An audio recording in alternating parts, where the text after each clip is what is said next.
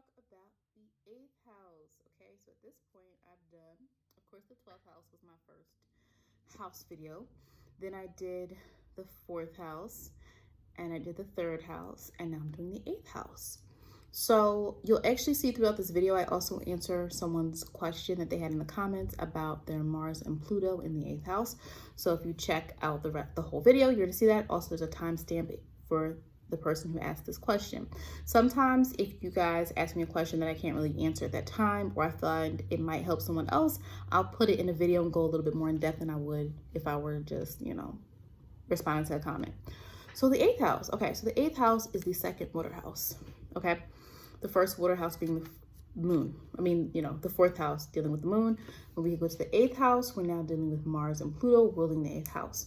So whereas the fourth house is where we're coming from, and the fourth house is nurture. It's like bonding. It's your first experience understanding emotions. And we're thinking about the fourth house as that anchor. The eighth house is where we go to develop our emotions. So that is why it's usually a little bit more of an intense feeling.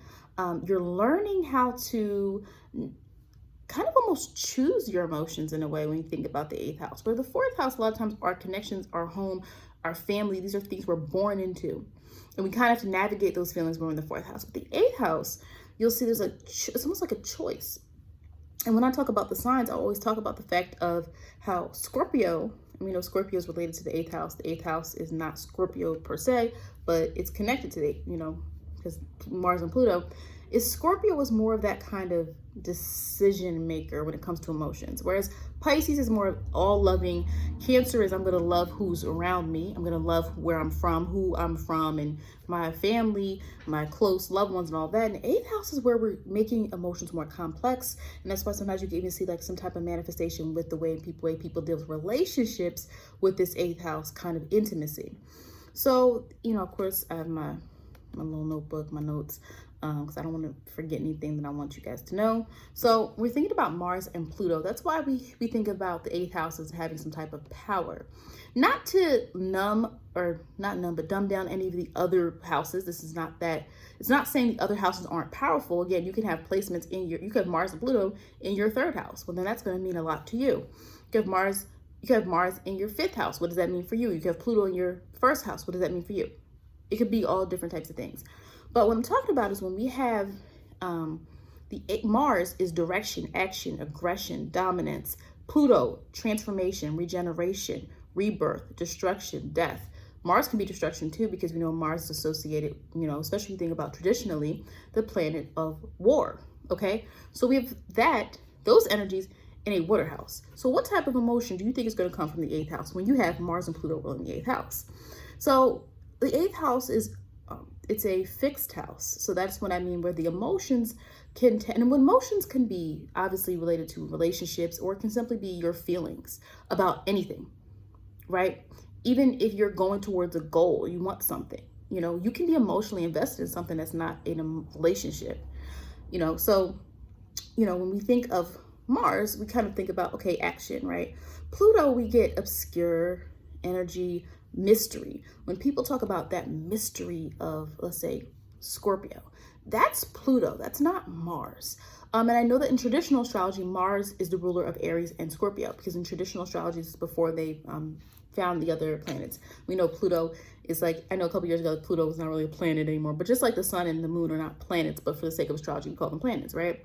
But that's where that mystery from Scorpio that people sense, or that kind of privacy, it's Pluto's influence, okay? Because Pluto can transform you in good ways or bad ways, and Pluto's about control. Mars isn't really about control. Mars can get dominance, but Mars isn't seeking all the time control as much as they're seeking power. And yes, those things can be intertwined. Some other keywords associated with the eighth house: transformation, regenerating oneself. You can liken the phoenix, the story of the phoenix that rose from the ashes, to the eighth house type of energy. Internal power, whereas also I said, like, sometimes when we see someone's external power, their will and how they're going to activate their self and what they want to do, their action is more the first house, because the first house also has Mars in it, right? Mars rules the first house. We have control. I always say control. Issues with control sometimes can manifest in the 8th house. Things that are taboo, things that are not well known, things that you hide can be in the 8th house. Because this need for like to kind of be private in a way, to kind of be within self and not really share everything openly. Again, that's not Mars influence, that's Pluto's influence. But the way Mars influences the 8th house is that drive, but it's internal drive. It's different than first house drive. You don't always see it until you see the outcome. You see this person or this energy constant, being very constant. Intimacy, seeing, issues and positive or negative with intimacy in the 8th house. People having transits in the 8th house can sometimes change the way they engage in relationships. What else? Joint assets, 8th house. Money, getting money, inheritance, 8th house. We say that because you also think about the 8th house is joining. You're joining. 8th house energy is joining. It's getting. It's taking. And the word I like to use about the 8th house is consuming. And it doesn't always mean someone's trying to overtake power, but it is about like taking in something and kind of determining what of it you want. That's kind of this energy of the 8th house. We talked about that. Topics of sex, sexuality can be shown in the 8th house. Whereas the 5th house is more like the dating, the romance, the kind of more casual part of it. The 8th house is the intimacy part of it. And, another thing we're thinking of the 8th house is rituals. So when we start thinking about types of spirituality, types of practices, things like that, when we are working with anything that's spells, magic, things that have to transform, I just said transformation, right? Because you can use that Mars and Pluto energy, that's 8th house energy, okay? And so, here again, like I said, I personally like to look at the 8th house as choices we make with our emotions, whereas the 4th and the 12th house is a little bit different. We don't choose. All right. Neptune is compassion. You have to love everybody kind of energy. And 4th house is moon. And it's like you're drawn to where you come from. Again, we can all make choices, but I'm just giving you guys that kind of energy. That kind of explanation. And Pluto, is change, dramatic. Mars is action. So we're looking at these two energies when I go down with the planets and in the association. As I always say, we have to look at someone's entire chart. And in order for me to actually answer this as in depth, you would have to get a chart reading, because I can definitely say, okay, the sun in the 8th house. And you're like, yeah, I resonate with that, but mine's in Gemini. And then someone else will say, but mine's in Sagittarius. And someone else will say, but mine's in Pisces. So in order to really see how it all works together, I do tell people chart readings are going to give you more information. This is just me giving you some general information. So the sun. Okay, so and I'm just going to write this down. I started by writing down timestamps because I get so tired sometimes of like going back to videos and doing, timestamps. Like, people, listen, I'm not even like, I put my videos together, I give information. There's people who spend hours and hours and hours editing. I don't even spend hours and hours. I do spend a great deal of time, but I'm like, there's so much to making videos that I feel like sometimes people don't realize, like how many times we redo a scene, cut, insert something, all that. So the sun, I do have a video about the sun in the 8th house. It's going to go way more in depth if you want to check that out. But when you have the sun in the 8th house, there's definitely this theme of being seen, changing, evolving, moving forward throughout your life. You're going to be seen as somebody who's constantly moving. You're on the go, not on the go as much as you climb the ladder. You keep on, you keep on, you keep on. Like, it's not there. There's not this kind of, I'm going to stay stagnant or I'm going to stay in one place type of energy that you sometimes can see with other sun signs. Like a sun in the second house person might feel more like they're trying to establish themselves. So sometimes you get the person who's like struggling to establish themselves. And once they do, they want to stay there. They're like, I'm not going anywhere. I'm happy. I spent all this time working to be stable in my life, or to feel that I'm where I need to be, and to feel like I'm not in chaos. I'm staying where I need to be. No, I'm not moving. No, I'm not changing jobs. No, I'm not interested in that.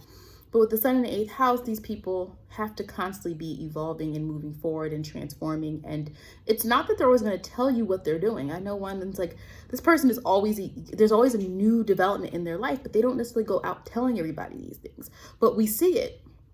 You see that a person is in their life that they're not someone who just stays in one place. And I don't even mean physically. I just mean like when it comes to their work, their personal life, themselves. Like, you know, Sun in the 8th house people can be really good at working on themselves. Like they can be really good, especially if you have other placements in that house where the person is a reflective individual, where they know what they need to change. They know what they need to do. They don't need you to help them sometimes because they already know what it takes to get to the point where they need to get to. But because the sun is there, there's a need, they're going to shine in that area. So even when they're not telling people what they're about to do, even when they're not telling people, oh, you know, they got a raise, or they bought a house, or they got a promotion, or they're, you know, whatever they're doing, or they're now certified to do something. Even when they're not telling you that, you're going to see them doing this, even when they're a pretty humble person. So sun in the 8th house people have to, you know, that's where you're going to shine the most in life. Allowing yourself to see the opportunities and moving beyond your comfort level, this intensity, this, you know, understanding this energy of Mars and Pluto, of action and, you know, dramatically changing your life, changing yourself so that you feel that you're able to, you know, really be, feel that you're valued in the sense of being someone who's, you know, working on themselves and constantly trying to evolve. Moon. Okay, so the moon in the 8th house. Now, it's not a bad placement to be. Now, the moon would rather be in the 4th house, but the moon just wants to be in the water house. The moon doesn't mind being in the 8th house. So when you take the moon, and remember, when we think about the moon by itself, it's it's cardinal, right? Moon, well, think moon rules the 4th house, it's a cardinal house. So the moon is used to, or most comfortable in, a stream of flow of this is how I feel. And this energy has to be directed some way, right? But when we put the moon in the 8th house, it's now more of a rigid feeling. And so what happens sometimes is the moon of 8th house people, there's a lot of complexity to your feelings. It's a lot of complex, and I feel like sometimes it's hard for you to even explain your feelings because they're always undergoing some type of change or evolution. Not change in the way in which a mutable moon might, or you could have a mutable moon in the 8th house, but your moon, it's not change for the sake of changing. It's not just, oh, somebody did this to me, now my feelings are different. That's more of a mutable sign thing or a mutable house thing. With the moon in the 8th house, it's like you're layering on complexity of how you feel. And you have this really instinctual way of understanding. I think when you take the moon, which can be definitely related to psychic abilities, and you put it in the 8th house. 8th house is really good with psychology. That's another thing I forgot to mention. Psychology and understanding people's motivation, that deep, intense study. I know a lot of times we talk a lot about Mars, and I think people understand Mars very well. I think people don't understand Pluto all that much, and that is why I'm talking a lot about Pluto as it impacts the 8th house in particular. So when you have that energy here, it's like you understand people's motivation. Sometimes it's hard to call them on it, you know, and until you get to that point in your life where you feel comfortable embracing your intuition, moon and 8th house people, sometimes it's hard to pin it, but you just sense things, you just know.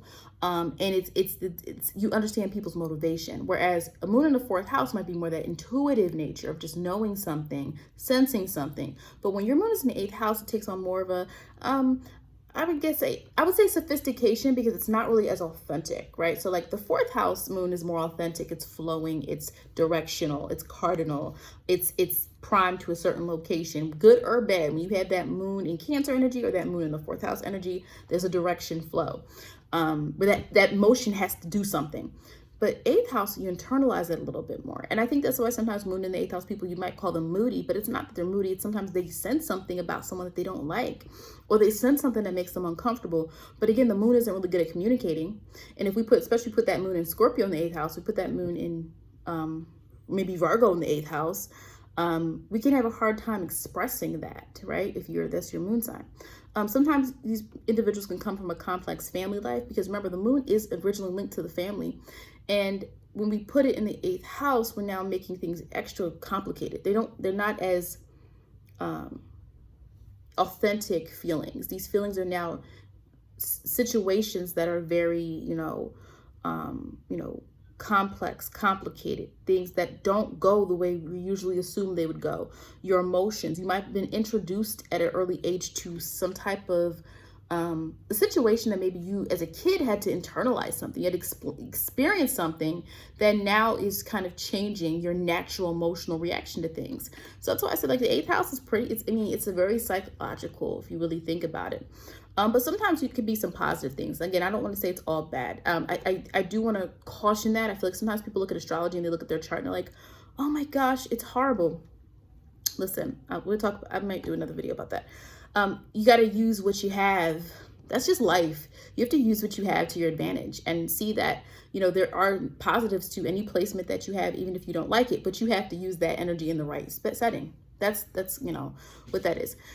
When the moon's in 8th house, again, there's more to this, but I don't want this to be like a 2-hour video. So I'm just going to the basics on this, and I probably will do more in-depth things later.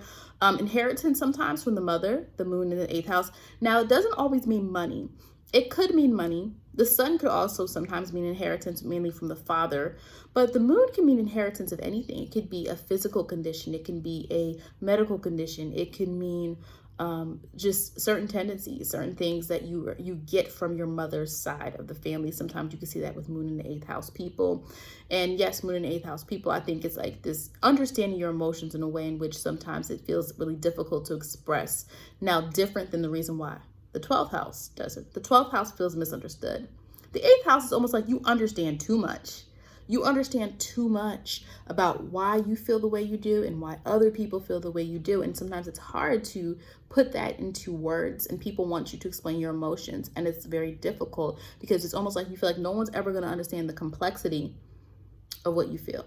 Whereas the moon in the 12th house, sometimes it's, I'm not sure what I'm feeling, or I'm not validated. 12th house moon might not feel validated. 8th house, it's just this kind of fear, and then you get so deep into it, and sometimes you do have to kind of release and let go, because you can get really deep and hold on to things, and it becomes your truth no matter what. So that's just something to just keep in mind about that. Mercury in the 8th house. So we put Mercury in the 8th house, you know, so Mercury likes to deal with facts, but when we put in the 8th house, it can work a little bit there. It can work there because we have Pluto and Mars. And so now this person wants to find information. You want to find it out. Now, you're not going to boast and put out a whole, you know, public service announcement. It's probing. It's deep. Mercury in 8th house people can find out a lot of information. These are the people that you want. If you're trying to dig up dirt on someone, you want someone with Mercury in the 8th house because they're going to work really hard to figure things out. It's that curiosity. It's that, you know, it's that drive, you know. Mars and Pluto rule the 8th house. We put Mercury in it. Well, now the way you communicate and the way you learn has to be more of an intense type of situation. So these people, even though we can look at the Mercury in the 3rd house type of person, or 6th house, or even 9th house, traditionally, or usually as the people that can do well in school or in learning, you know, settings, I think you can definitely put Mercury in the 8th house there as well, because they want to know things in a deeper way. And so but again, they're not going to settle for the surface level things. So it's important that you have to understand, you have to give them a little bit more information, or you might want a little bit more information, so that you're really good at getting things out of people, having people explain things to you. The interesting thing I would say sometimes though, and this is Mercury in Scorpio too, Mercury in 8th house, secretive though. So like, you can be talking to these people and be like, wow, I just told my whole life story to them, but I didn't get anything from them, right? So sometimes it's not this reciprocal. It's not Mercury in Libra. It's not Mercury in the 7th house where you're going to have maybe an exchange and you're like, yeah, I understand that person more. With Mercury in the 8th house, it's almost like you just have to watch that communication, because sometimes it can feel like more of an interview sometimes, right? Now, again, if you have Mercury in Gemini there, maybe it won't feel like that. Power through words. Mercury in 8th house people's words carry very well. They know what they're talking about because they've examined it thoroughly. So questioning them you're not really going to get through to them if you're trying to question them when it comes to what they know, because they're very clear on what they know and they've internalized it. There's a need to feel comfortable. I mean, it's fixed energy. So and again, remember, Scorpio commits, or not Scorpio, I'm sorry, 8th house is about feeling that you have internalized something internalized power, transformation. Mercury and 8th house people transform through information. They change through information. And again, when I say change in 8th house, I want us to understand the motivation is different. We're not talking about mutable, adapting, and flexibility.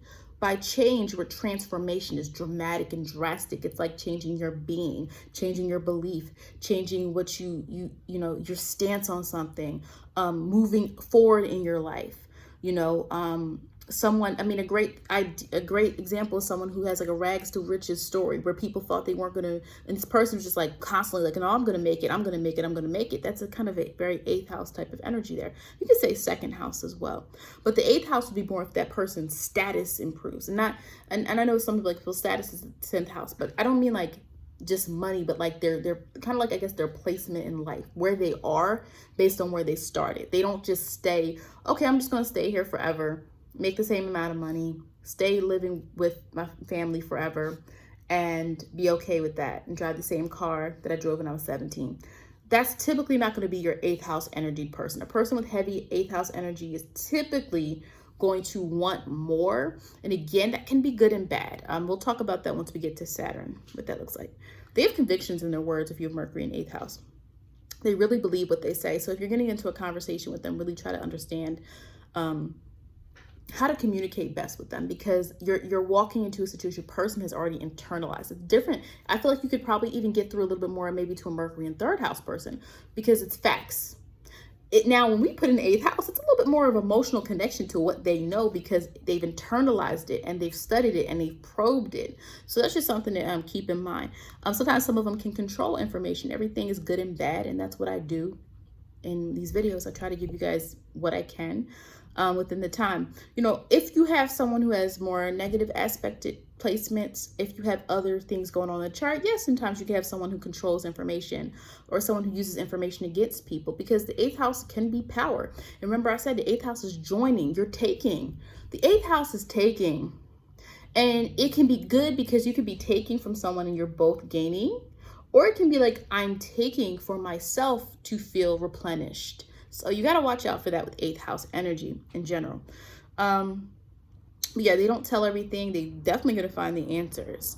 It can be good. I mean, sometimes you can have something crazy going on. Like, if you have like, you have like a trick, like a manipulation type of thing with some Mercury in 8th house people, especially if you start having it in placements where there's air. Mercury and air in the 8th house. If the person has other placements, there can sometimes be the kind of like, that energy going on where there can be like manipulation of facts or manipulation of information and things of that nature. But they're also really good at understanding the depths of what people feel sometimes, because Mercury has to be in this water house that is pretty, good and perceptive at people's emotions. That's the thing that's good about the 8th house. Okay, Venus. Okay, so if we have Venus in the 7th house, these are the folks I usually see that are like, they're into soulmates. They're into soulmates. Now, my Venus in 12th house people, I know you'd think that they are, because that 12th house can be linked to that kind of past life type of stuff. But I think the Venus in 12th house folks, it's more like they want this, they want to feel this connection that is spiritual and union, and that is in, they want this kind of understanding of being in bliss and being happy and being on the same wavelength as someone. I feel like the Venus in the 8th house, we now have more intensity. So we're looking more at this kind of soulmate type of thing.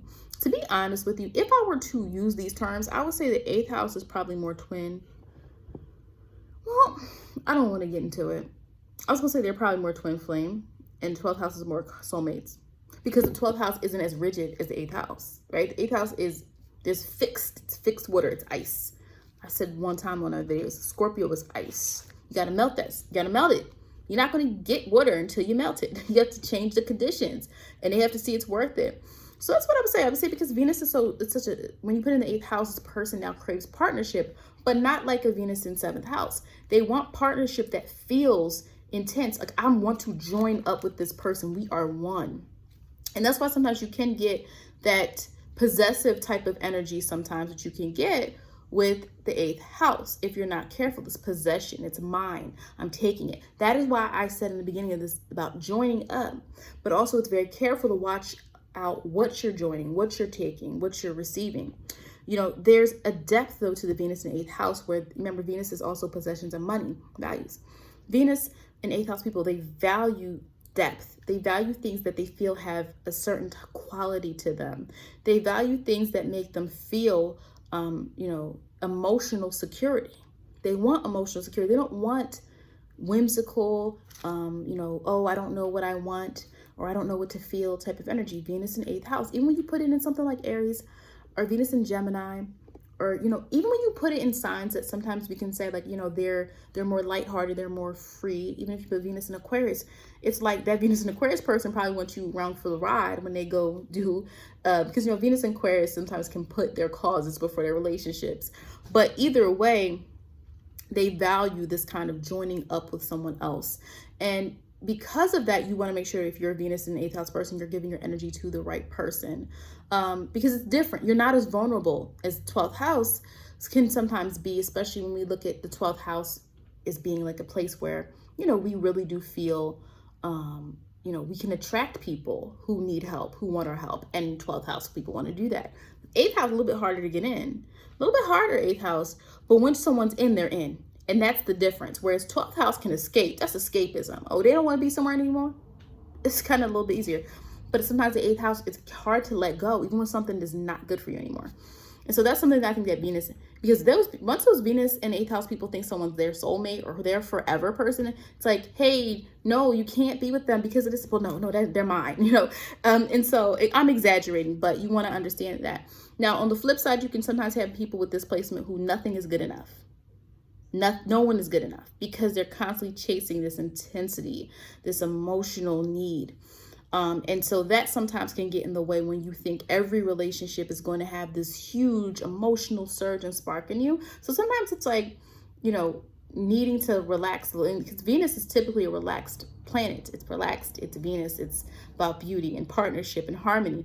But when we put it in such an intense house, well, now it's going to react a little bit differently, where Venus now demands and expects a little bit more. But I think it could be a really beautiful energy when you merge with the right person, because you really do believe in, no, we need to be together.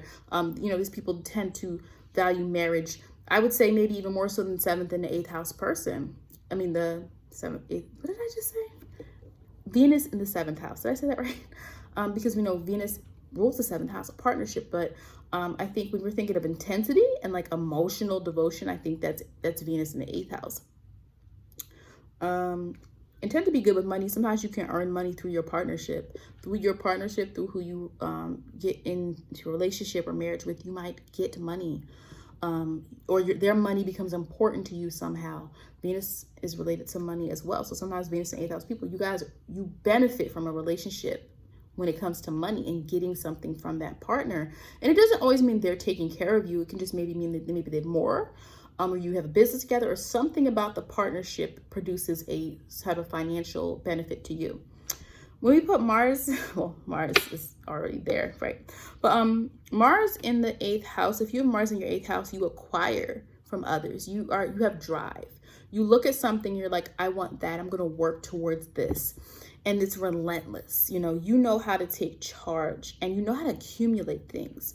You know, I think that there's a planning and instinctual drive. So Mars in the 1st house, we're going to see everything Mars is doing. We're seeing Mars doing this. We're seeing Mars taking action and seizing the day. Mars in the 8th house, it's not always that you're going to see it, but you might experience it. You're going to see that person saying, I'm going to save up, and they do, and they get what they want. Or that person saying, I want this, and they do, they get it. Because not only is Mars here it's at home, we're now able to understand our motivation. And when you 8th house people understand what motivates you, you are capable of so many things, because it's a fixed house. Your direction. 4th house can get too caught up in the moment with emotion. Really, I have 4th house placements. I'll be honest. I'm not an overly emotional person in the way I present, but 4th house, yes, can get caught up in that moment of, I'm mad at this, so I'm going to let this affect this. Now, I typically don't, but I've seen it happen with other 4th house people. And I mean, maybe it doesn't happen to me because I'm aware of it. I'm aware of the potential when you allow your emotions to control you. 8th house doesn't really allow emotions to control them all that much. And so that's why Mars is a great time here. But you're also emotionally connected to the thing that you want, your drive, what you want. You want that, it's going to happen. If you want that relationship, you're going to, it's like, I'm going to keep going. I'm going to keep making it work. This relationship is worth it. See that Mars energy there. I mean, I think the most beneficial placement for Mars rules Scorpio, Pluto rules Scorpio, Mars and Scorpio. I know someone with Mars and Scorpio, and it's whatever she says she's going to do, she does it. She's also a Scorpio, but she does it. She does it. She's really good at saving money. When a lot of people around her are like, how do you do that? We're trying to budget. She's saving money. Just it's inward. It's inward. She understands it. It's fixed. That's why the beauty in the fixed energy. Now, we do talk about the fixed energy and sometimes not knowing when to let go, not knowing when to tap into that more 4th house energy of, oh, let's go a different direction. Let's stream this way. Like sometimes 8th house energy doesn't know how to do that. Mars and Scorpio. So I think it's a really great placement for getting your plan done, doing what it is that you truly want to do. If you're not Mars and Scorpio, Mars in general in the 8th house is considered beneficial because 8th house, it's one of the planets that rules it. But I would say also with Mars, I see it. I'm sorry, I know this is not a Mars and Scorpio video, but I need to tell you guys what I see. My daughter has Mars and Scorpio. She's young though, so she's, but I've seen it even in her. She's a Libra though, but it's like, when she wants something, she's going to get it. And the Libra in her, the Libra, Mercury, Libra, Sun and Libra, is going to, she's going to use her words first, get what she wants. Should I see? What can she get away with? Well, once you're like, no, she does these alternate things to try to get what she wants. And sometimes it's pretty clever. And sometimes it's like, why'd you try this? But Mars and Scorpio is very, like, they can plot. They can plot. Mars and Scorpio. So the benefit is drive and getting what you want and moving forward what you want and having that confidence to go for what you want. And the downfall sometimes can be the plotting nature when it's something that can be considered negative in an individual. If the person maybe has Mars and Saturn in the 10th house. If they had something like Saturn, Pluto, Mars in the 10th house, 8th house. Depending on the other placements of the person, this could be someone that is now money hungry or trying to gain and trying to take from others, or there's some type of power thing going on there.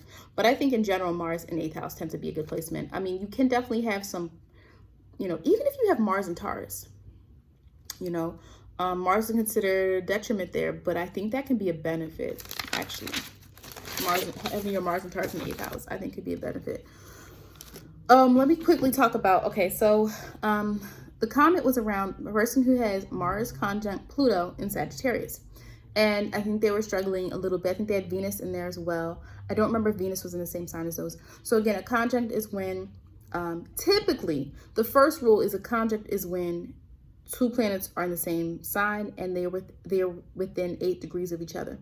So a conjunct would be something like Mercury conjunct Mars. They're both in Gemini, 3 degrees apart. Mars, Mars in Gemini, 8 degrees. Mars in Gemini, 8 degrees. Mercury in Gemini, certain 3 degrees, and they're 5 apart, something like that. Now, just because something is in the same sign does not mean it's actually conjunct. It can move farther apart. And also, you can have a conjunct that is not the same sign. Usually, it's the neighboring sign. But that'll happen when something isn't within 8 degrees of each other as well. So say if you're Leo, if you have a Leo planet at 28 degrees and a Virgo planet at 2 degrees in your chart, that might show up as conjunct because that's considered within degrees of each other. So anyway, point being, conjunct, the reason I'm saying this is because if you're having trouble with your planets and their conjunct is supposed to mean they're merged. A conjunct is supposed to mean like harmony. They're right here, right? And then we have, what do we have after that? We look at trines, right? So we're like, we could sometimes have some certain ones that are better than others in squares or like tension and things like that. This is not that video. My point for someone that's struggling with that is that it's not aligned for some reason. If your planets are conjunct and they're in the same house, especially Sagittarius. So the thing you have to understand is like, okay, so Mars and Pluto and Sagittarius, there's some type of transformation that needs to happen with knowledge. You need to maybe be on a journey. You need to master your beliefs and understand your life. You have to live according to your beliefs and internalize that. And by beliefs, it doesn't have to be religious beliefs, but it's like, what is your philosophy on life? How do you want to live your life, and just do it? An example would be someone who's maybe this person is like they believe a lot in the earth. And so everything they do is about harmony with the earth, or preserving nature, or preserving their environment. And they kind of bring that knowledge to them wherever they go. When you have a conjunct and you're like, this isn't working for me, my house is a mess, like your astrological house, something's not clicking. Like something is, and I feel like sometimes it's like your action, so your Mars, like the things that you're doing, do not match up with the changes that you're making in your life. So you need to make sure that what you do is leading up to Pluto's energy, which is transformation, change, evolving, and making things purposeful, like making things really intentional. Like Pluto's about, this situation elevates me, and things that don't elevate you, things that have no purpose, things you shouldn't be focusing your time on. Because the 8th house is about emotional attachment, and we have Sagittarius, which is about, right, like ideology, knowledge, journeys, going outside your comfort zone. Mars, you have to do things outside your comfort zone. Pluto, you have to be comfortable with change. So if you're having struggles with that, I would say it's probably because there might be some issue with change that you might be resisting. That's why it's not lining up, because the conjunct should ideally be lining up. But what's happening is when someone is not living according to their purpose, you're going to feel misaligned. So that's what I would say. Again, I don't have the full chart to know, but that's what my first guess would be if you have this placement and there's something still you're struggling. It's not aligned. Your planets are not working together. That's what I would say is going on there. Jupiter. If you have Jupiter in the 8th house, you benefit from money for sure. Typically, you're going to benefit because Jupiter is luck. Wherever Jupiter is areas of your life where you might experience luck, where you might don't have to work as hard as Saturn might have you working wherever it is. So Jupiter, you benefit from money, you inherit money, or opportunities seem to find you. And these opportunities don't just find you, they elevate you. They help you. You move up. You're like one of those people like, well, how did you even get there in the first place? How'd you get that job in the first place? Oh, I ran into an old friend. Or how did you get into that? Wow, you met this amazing partner. You've been together for 3 years and you were single for, 2. Like, what happened? Oh, we just met on the street. I'm giving simple examples, but you know what I mean? Like, it's Jupiter in 8th house people. It's a different type of experience that you're going to have where like things kind of just come to you.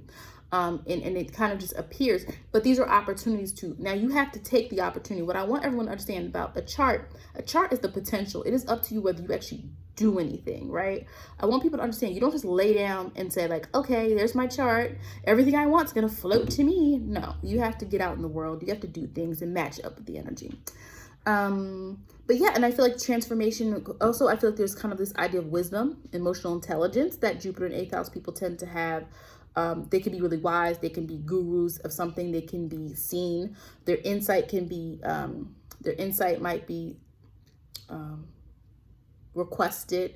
You might be in some type of situation where you're able to help other people navigate trauma, navigate, bring some light into their life. Any type of 8th house energy sometimes can work with people who have encountered trauma, because the 8th house isn't afraid. It's not afraid of deeper topics, of traumatic topics. It's not afraid. There's not that same fear. And it's more, Mars is a war. Mars is the planet known for war. Pluto can be about death, and destruction. So when we look at those traditional aspects of astrology, sometimes we get insight into why something is the way it is. Saturn is a rigid planet. It's about rules. It's about structure. Well, now you're putting it into a fixed order house. So what happens? Well, delays sometimes can happen with Saturn in general, but when we have delays here, it can feel like delays in emotional connections to people. You might not understand depth of emotions and relationships with others because of something maybe that either you've grown to see, something you experienced in life, but you have to kind of mature. You find that your emotional intelligence might be, your ability to connect to people authentically might either be stunted or you don't feel you have those opportunities. You can see a lot of times the Saturn and 8th house person is the person like, oh, yeah, I've had relationships, but they've not been serious, right? Oh, I didn't like them. Oh, I don't know. And the thing is, sometimes I think with Saturn in particular, I think Saturn is the one where you put it in water houses, there can be more depression type of things happening with Saturn there, because we're putting something, this is not a very lighthearted planet. This is a planet that wants you to work hard. So you're now telling me to work hard in my emotional life? That's hard. That's not like, hey, go to your job and work hard. For most people, that's something you can do. So Saturn is like a maturity that you have to have with emotions. It's almost like you have to have these experiences before you can truly understand intimacy, which comes sometimes, doesn't feel good to have to wait, because there's reservations in emotions, or you feel like it's stagnant growth. But I think the positive sometimes with Saturn in the 8th house is the seriousness about what you will and won't accept. You're typically not going to be the person who's really taken advantage of or vulnerable, or you have a wall up, which can, and I think that can be good and bad, but not too many people get in because you have structure, you have this kind of defining boundaries, where I feel like a lot of times I'm looking at other placements, people don't have boundaries and they're not sure how to create these boundaries. But when Saturn is in the 8th house, you already might not trust. So you're like, no, I'm not dealing with that. Nope, that doesn't fit what I want. So because of that, you have time to really figure out what you want, what you need in someone. And that over time, you do mature. Over time, you do kind of have a more realistic understanding of relationships than other people do. You have a more realistic understanding of people's motivations than other people might have. Now, I think there's sometimes a power here. I think because anywhere Saturn is a late bloomer. Anywhere Saturn is in anyone's chart, they're a late bloomer, typically. But you can develop that over time. You see what I'm saying? So the thing about Saturn is it could be power struggles in the 8th house, emotional power struggles, and in some cases, people can want to draw on somebody else's power. Remember, Saturn is about that authority, that I'm getting something type of energy. And sometimes we can have, like, maybe we're overpowering people in situations, or we want the power in situations. Now that can be lessened by other placements. If someone has Saturn and Venus in the same house, or that Saturn is in Pisces, and this person has Venus in Libra, okay, somewhere, we might have a better time. We might have a better time. It might not be that bad, but yes, Saturn can sometimes, you want to usurp someone else's power sometimes if you're not careful with that and what you really do with that energy. All right. Uranus, or Uranus, people pronounce it the way they want to pronounce it. Okay. Whoa. Okay. So we know we're dealing with unorthodox, not traditional, the complete opposite of Saturn. Where here it's difficulty with intimacy, right? It's a little bit difficult, right? Saturn's trying to accumulate. Saturn's trying to understand it. Saturn is like this very rigid planet that we're putting in an emotional sign that's trying to figure out where it stands. Saturn's trying to gain its power. It's trying to understand emotions. It's trying to understand how to use emotions in a way that benefits it. So Saturn sometimes struggles with that. Like, what's the point of this? In over time, again, I don't want to make any sign sound bad. At the end of the day, that's why I say people should get readings, because the reading is going to say, okay, you have Saturn here, but you have Venus here, and you have your Chiron here, and you have this here. Okay, it might not be as bad as some of you guys think. But anyway, there's an aversion sometimes to emotional depth when we have Uranus, right? Uranus, it's not the same as Saturn, whereas Saturn is like, it's not an aversion. You know what I mean? But this planet, it's like, I don't really know what to do with that type of energy. You might shun situations that are too serious. You don't want to get involved with the emotional depth of things.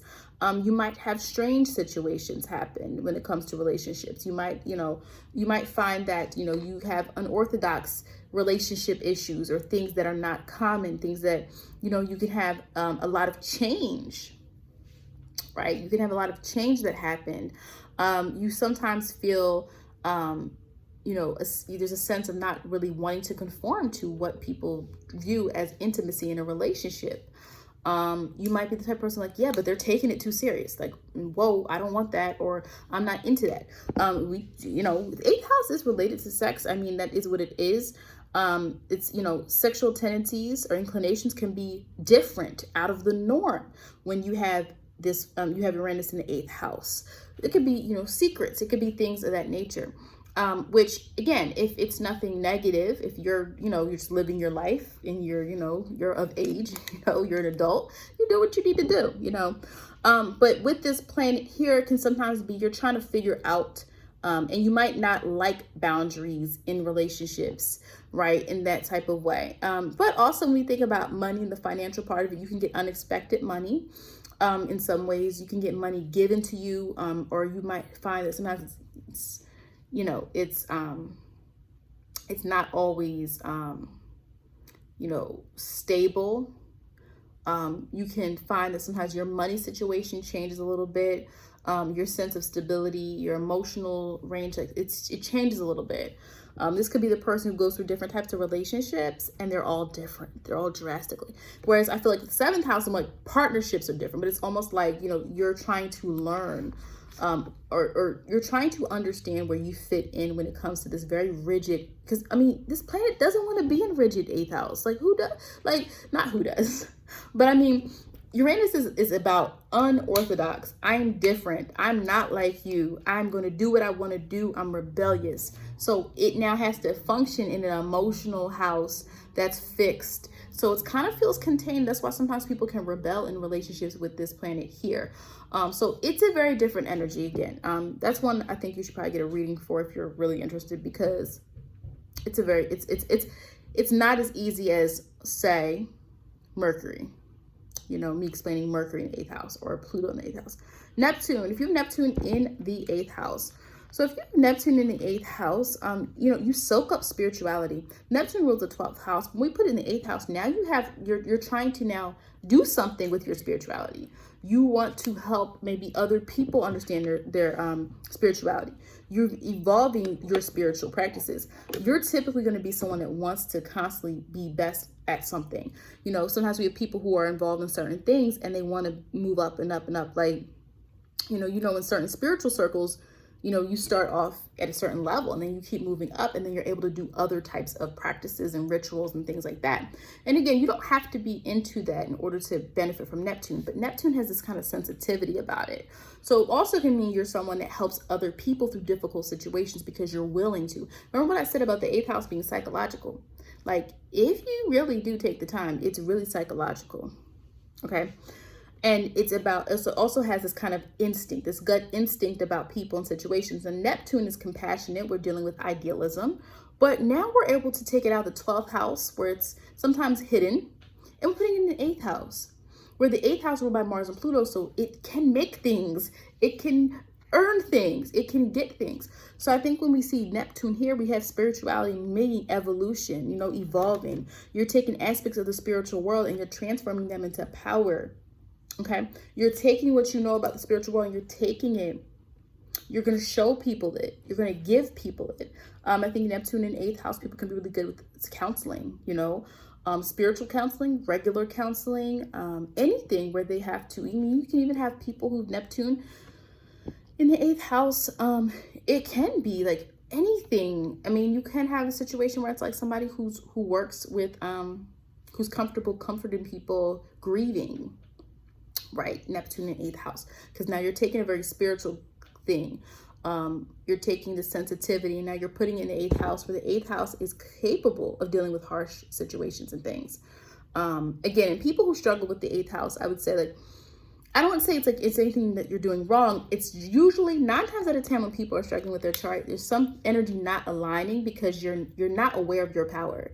You're not aware of what in your chart is really powerful. And so you're saying, oh, I hate this sign or I hate this placement. But it's really about tapping into it. And I have plenty of videos on the 12th house where I've talked about what I've done and how I evolved and my spiritual practice, and even putting my information out here was a whole process. But yeah, and I think that, but the problem sometimes with the Neptune, I mean, remember, Neptune is free spirited. Neptune is dreamy and idealistic. Sometimes in an intimacy, Neptune isn't too clear. Neptune is not too clear on emotional tendencies. So sometimes it can mean you struggle in intimate relationships. It could be a situation where Neptune in the 8th house person, like, you look at it and you're like, well, I thought it was serious. Why didn't they? Or I didn't even notice that this person wasn't into me. It can cause a blockage of reality, right? So you can be too compassionate in the area of intimacy with another person because you're not able to see, because Neptune likes to see the best. All right. Pluto. Oh my goodness. Okay. We already know how to talk about Pluto. Oh, Pluto. Okay. Control. Words I think of: obsessed, transformation. Pluto is always looking to turn something into something else. Pluto is always looking to turn something into something else.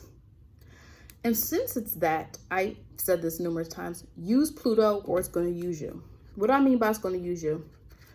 Cause destruction, like control it. If Pluto is in a certain house, learn to work with that energy. By working with energy, I mean do things of that energy. If your Pluto was in the third house, you would be seeking information, researching, going deep, right? Using information in order to understand things in a more in-depth way, right? Pluto in the 8th house. What do you want to become? What are you not? What are you not right now? What are you not? What do you want to be that you're not? And then I'm going to ask you, what are you doing to get to there? No, you're not going to get to the highest you want tomorrow, but what are you doing to get there? Now, your sign is going to help you get more information about how Pluto is going to work. But when you have Pluto in the 8th house, especially if it's, if it's not with Mars anymore, we have to now watch it because Mars is going to give you direction. When Pluto is just by itself, I think sometimes we can see, it doesn't have the benefit of the Mars, where I feel like Mars is fire, so it's at least giving you some type of direction. Pluto can be internal, and sometimes it can be self-defeatist. Pluto sometimes can be self-defeatist. It can lead to, really morbid or bad thoughts. Because Pluto's job is to control and transform. And Pluto sometimes, it doesn't have the benefit of like a Jupiter type of energy, right? Where we're about light and we're shedding light on situations and we're shedding light on difficult topics, which Jupiter can do. But when Pluto's in the 8th house, it's about control and really understanding and being able to really see yourself as someone who's capable of change and moving forward and doing things in a way that's different. And also remember, the thing is though, listen, you're not changing for the sake of changing. Pluto is intentional. It is about intention. Now, sometimes you get Pluto in the 8th house people where there is a tendency, Pluto anywhere, for abuse. And again, I say this lightly because, not lightly, let me repeat. I don't say this lightly because what I mean is I say this as someone who's like, yes, there are many different ways something can manifest in someone's chart, and it's not a light topic. So I want to be careful and not have everyone saying, Pluto's in my 8th house. But because it's such an intense energy, that is why sometimes you can have this energy of obsession, of wanting something so deeply that you're internalizing it and you're turning something into something that it's not. So it's not even just the stalker element of your Pluto in the 8th house. Sometimes Pluto in the 8th house people can be the stalkers themselves, or they can be obsessed and intense and whatever. Now, when you apply that, listen, I'm almost done. When you apply that to something good, that's great. If you want to be the best at something and you're willing to do it in the right way and not, harm people or be selfish in the way, Pluto's going to be great. But when you want something and you want it any way you can and you're not willing to wait or let go or work hard for it like Saturn would, right? Or be compassionate like Neptune or Jupiter, that's going to have like this more shedding light and wanting to understand the wisdom of the situation and the knowledge before acting. Yes, it can be negative. But I think that Pluto, when you find your purpose, you are going to be able to really move forward in whatever it is you want to do.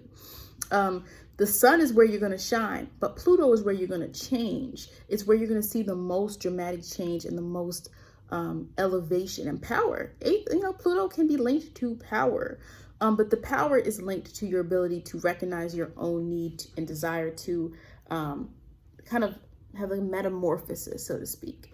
Why does that sound like a challenge? I don't think it's a challenge. It's about step by step doing it. Step by step doing it, step by step. It's not about doing this overnight. And it's also about having confidence. And it's also about the fact that when you have Pluto in the 8th house, that power is already there. Pluto is waiting for you to do it. Waiting for you to do it. And so that's all I wanted to say about the 8th house. There's tons of things I could say. This video is already about to be an hour long. Hopefully you watched some of it or most of it. I am at the moment when I'm doing this video, I'm taking a little bit of a break from readings just so I can recollect myself. I have a couple more to do, some horoscopes to do. I'm hoping to resume a regular reading schedule by like the end of September, early October. So if you want to reserve a spot, you can email me at amethystvirgo@gmail.com. I do have my Shopify link in my About Me, but you'll see that my offers are sold out at the moment. So thank you so much for watching. Please make sure you subscribe and also like the video if you're an 8th house person and something resonated with you.